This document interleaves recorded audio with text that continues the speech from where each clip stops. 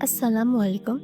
ذرا ایک لمحے کے لیے آنکھیں بند کر کے اس رات کا تصور کیجیے جو صرف ایک رات نہیں بلکہ ایمان، قرب الہی اور رحمت ربانی کا ایسا دروازہ ہے جو صدیوں سے اہل ایمان کے دلوں کو منور کر رہا ہے۔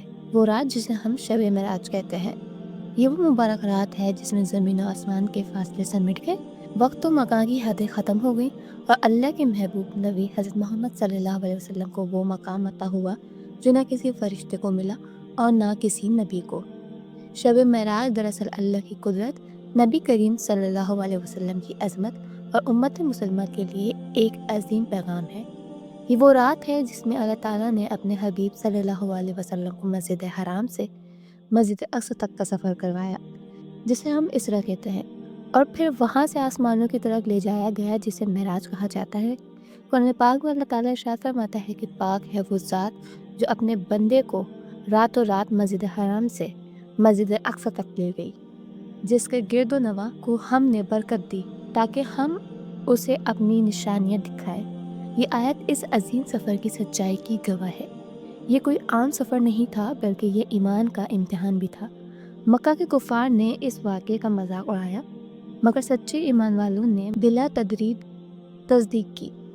حضرت ابو بکر صدیق رضی اللہ تعالیٰ عنہ کو اسی وجہ سے صدیق کا لقب ملا کہ انہوں نے فرمایا اگر محمد صلی اللہ علیہ وسلم نے فرمایا ہے تو یہ بالکل سچ ہے۔ شب معراج ہمیں یہ سبق دیتی ہے کہ ایمان وہ نہیں جو دلیل دیکھ کر آئے، بلکہ ایمان وہ ہے جو اللہ اور اس کے رسول صلی اللہ علیہ وسلم کی بات پر بلا شرط یقین کرے۔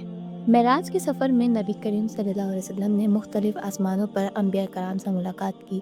پہلے آسمان پہ حضرت آدم علیہ السلام، دوسرے پر حضرت عیسیٰ اور حضرت یحییٰ علیہ السلام، تیسرے پر حضرت یوسف علیہ السلام، چوتھے پر حضرت ادریس علیہ السلام، پانچویں پر حضرت ہارون علیہ السلام، چھٹے پر حضرت موسیٰ علیہ السلام اور ساتویں آسمان پر حضرت ابراہیم علیہ السلام سے ملاقات ہوئی۔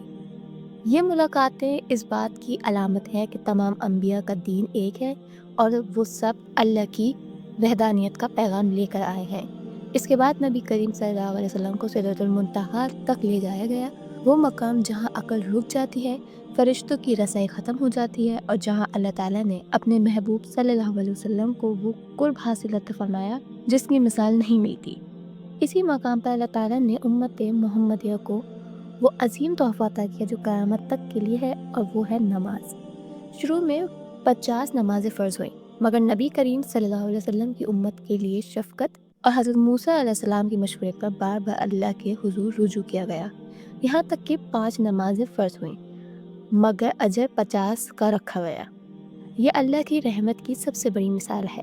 شب معراج ہمیں بتاتی ہے کہ نماز کوئی عام عبادت نہیں بلکہ مومن کی معراج ہے۔ جو شخص نماز قائم کرتا ہے وہ دن میں 5 مرتبہ اللہ کے قریب ہو جاتا ہے۔ شب معراج کی عبادت کے حوالے سے یہ بات سمجھنا بہت ضروری ہے کہ قرآن و حدیث میں کسی خاص طریقے، خاص نفل یا مخصوص عبادت کا واضح حکم نہیں ملتا جو صرف اسی رات کے لیے لازم ہو، مگر یہ رات فضیلت والی ہے اور اس میں عبادت کرنا، نوافل پڑھنا، قرآن کی تلاوت کرنا، درود شریف پڑھنا، استغفار کرنا اور اللہ سے دعا مانگنا یقیناً باعث اجر ہے، بشرطیہ اسے فرض یا لازمی سمجھا نہ جائے۔ نبی کریم صلی اللہ علیہ وسلم کی سیرت سے ہمیں یہ سبق ملتا ہے کہ آپ صلی اللہ علیہ وسلم ہر فضیلت والی رات میں عبادت کا اہتمام فرماتے تھے، مگر کسی نئی عبادت کو دین کا حصہ نہیں بناتے تھے۔ اس لیے شب معراج میں سب سے افضل عمل یہ ہے کہ ہم اپنی نمازوں کی اصلاح کریں، خاص طور پر فجر اور عشاء کی پابندی کریں، کیونکہ یہی وہ عبادت ہے جو معراج کا تحفہ ہے۔ یہ رات ہمیں یہ بھی سکھاتی ہے کہ اگر اللہ چاہے تو اندھیری رات بھی روشنی میں بدل سکتی ہے۔ نبی کریم صلی اللہ علیہ وسلم کی زندگی کا وہ وقت جب یہ واقعہ پیش آیا انتہائی مشکل تھا۔ حضرت خدیجہ اور حضرت ابو طالب کا انتقال ہو چکا تھا، طائف کا دردناک واقعہ پیش آ چکا تھا اور دل غم سے بوجھل تھا۔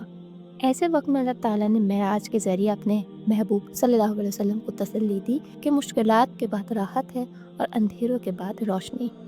شب معراج ان لوگوں کے لیے امید کا پیغام ہے جو آزمائش میں ہیں، جو رو رہے ہیں، جو ٹوٹ چکے ہیں۔ یہ رات کہتی ہے کہ اگر زمین پر راستے بند ہو جائیں تو آسمان کے دروازے کھل سکتے ہیں، بس شرط یہ کہ تعلق اللہ سے جوڑا ہو۔ اس رات ہمیں اپنی زندگی پر بھی غور کرنا چاہیے۔